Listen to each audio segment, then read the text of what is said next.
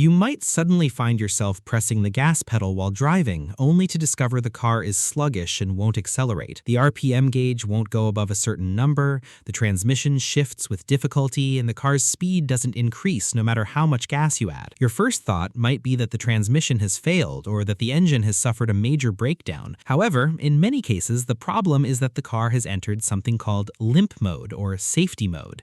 This isn't a malfunction in itself, it's a safety system designed to protect the car from further damage. But what exactly is limp mode? Why does a car enter it? What are the signs that confirm it's the cause? Is it safe to continue driving in this mode? And how can you identify the real problem instead of replacing unnecessary parts? Let's understand this from the beginning.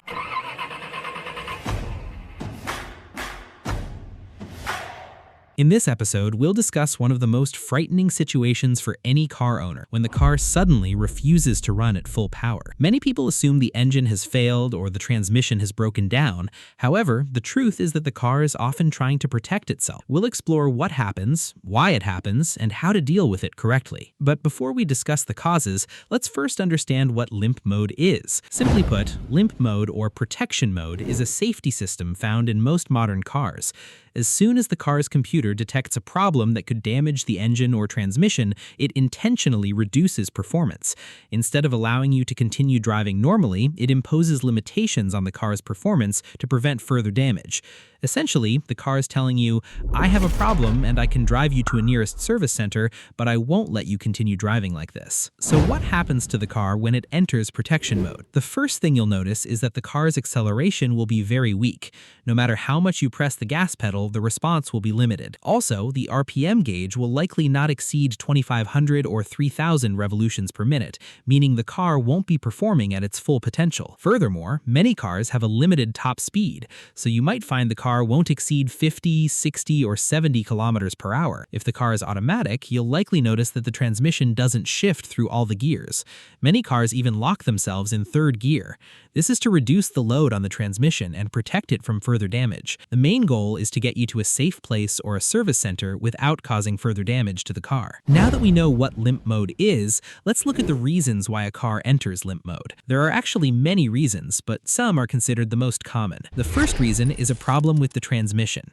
This is one of the most common causes. If the transmission computer detects abnormal pressure, clutch slippage, or a problem with a valve inside the transmission, it will immediately activate limp mode.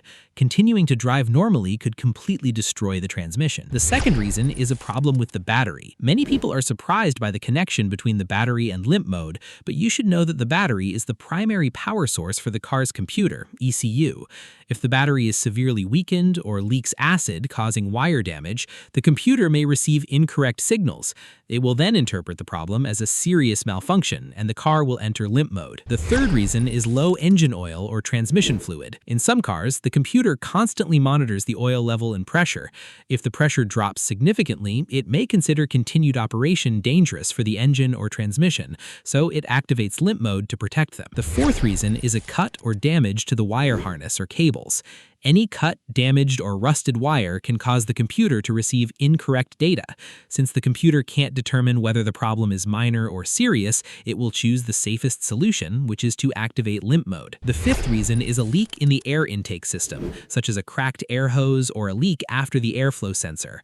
In this case, the engine will receive a different amount of air than the computer expects, which will change the air-fuel ratio. If the difference is significant, the computer may consider it a fault that requires activating limp mode. The sixth reason is high engine temperature, which is one of the most dangerous. Excessive heat can cause significant engine damage. That's why some cars reduce power and sometimes even cut fuel supply to certain cylinders to reduce heat and protect the engine. The seventh reason is the failure of any of the important sensors.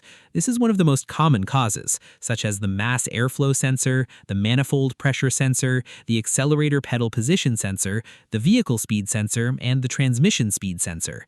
If any of these sensors sends an illogical reading or its signal is interrupted, the car's computer may immediately enter limp mode. Now Now that we know the most common causes, let's answer an important question. What happens if you ignore limp mode and continue driving? The answer depends on the cause of the problem, but what you must know is that limp mode is designed to prevent further damage.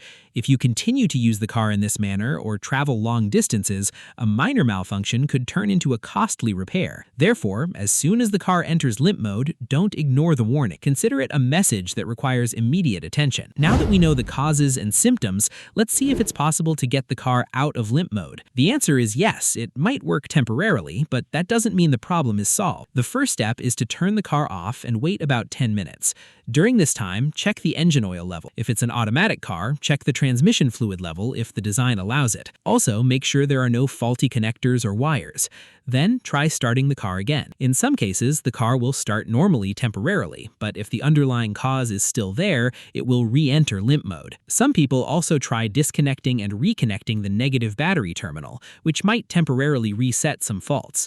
However, if the real cause is still present, the problem will return. The best and smartest way is to use an OBD2 diagnostic tool. The device will read the fault code and identify the circuit or sensor causing the problem. This will save you time, effort, and unnecessary replacement of parts. But before we wrap up this episode, there's a very important piece of advice you need to know.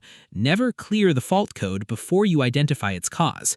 Clearing the code might turn off the warning light, but it won't fix the problem, and then you'll have lost the most important piece of evidence to help you diagnose the issue. Finally, the safety mode isn't your enemy. On the contrary, it's one of the most important safety systems in modern cars. It's simply a warning that tells you there's a problem that needs fixing before it gets worse.